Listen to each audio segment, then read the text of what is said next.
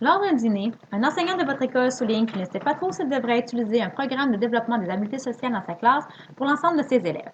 Que lui proposez-vous? Que doit-il considérer? Quelles sont les conditions de mise en place? Suggérez-lui un programme qui pourrait l'intéresser. Selon le programme de formation de l'École québécoise, en plus d'instruire et de qualifier les élèves, il faut développer leurs compétences sociales. Cela implique que c'est le rôle des acteurs scolaires d'intervenir à ce sujet, selon les besoins. Mais en quoi consiste la compétence sociale exactement? Selon Bourgoin 2014, cette compétence est la capacité d'une personne à gérer son comportement pour atteindre des buts sociaux qui sont positifs pour elle et pour les autres. Cela implique la maîtrise de plusieurs habiletés sociales. Chacune d'entre elles ne représente qu'une partie de la compétence que l'on souhaite développer. C'est important en tant qu'enseignant d'être capable de discerner chacune d'elles pour savoir quoi enseigner précisément ou encore pour choisir le bon programme qui est adapté à notre groupe et à nos besoins. Parmi ces habiletés, on retrouve celle de communication, comme répondre à l'auditeur ou attendre son tour. Il y a aussi des habiletés interpersonnelles, comme celles qui permettent de créer des liens, comme offrir de l'aide et faire des compliments.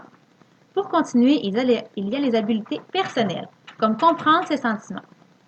Ensuite, il y a les habiletés à s'affirmer, comme exprimer clairement ses besoins et mettre ses limites. Finalement, il y a les habiletés utiles en contexte d'apprentissage, comme coopérer et demander de l'information. Mais est-ce qu'on a besoin d'un programme pour les enseigner? Pas nécessairement. Il existe certains principes d'intervention ainsi que des programmes offerts au Québec pour améliorer la compétence sociale. Mais il relève du jugement de l'enseignant pour décider du moyen qu'il utilise pour développer la compétence sociale de ses jeunes. Il n'existe malheureusement pas de recette miracle à ce sujet. Selon Bowen et Desbiens 2004, il faut toujours rester critique dans le choix ou l'élaboration d'un programme puisque chaque cas est unique. L'enseignant peut donc appliquer avec intégrité un programme, le modifier ou intervenir par le biais d'autres activités.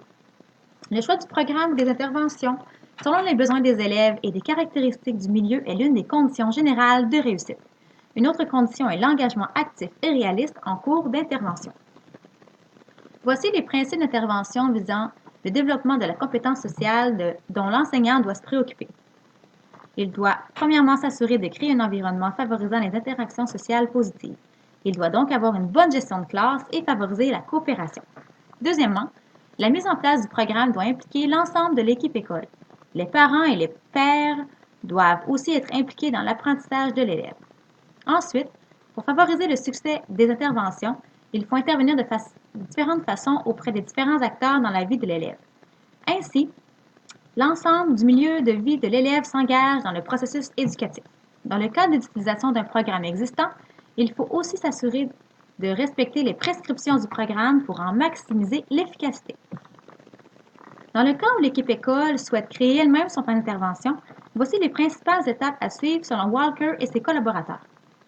Premièrement, on doit décrire le comportement inadéquat et préciser les raisons pour lesquelles on souhaite le modifier. On décrit ensuite le comportement approprié et ses composantes. Il est important de modeler ce comportement par des jeux de rôle, des extraits de films, etc.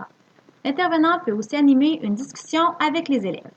Deuxièmement, on doit mettre en pratique les connaissances des élèves. Cette étape permet de favoriser le maintien et le transfert des apprentissages. On peut amener les élèves à pratiquer l'habileté par des jeux de rôle ou les mettre dans une situation lors de laquelle ils auront à utiliser l'habileté dans le cadre d'un jeu coopératif. Finalement, on va offrir de la rétroaction et du renforcement aux élèves lorsqu'ils appliqueront l'habileté ciblée, le renforcement le plus efficace étant le renforcement social. Dans le cas du choix d'un programme déjà existant, il faut s'assurer qu'il suive ces lignes directrices. Voici pour terminer une liste de programmes listés par cycle scolaire pouvant être proposés à votre collègue. Mais rappelez-vous qu'il faut rester critique.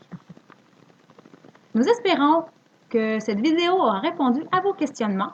Merci et bonne journée!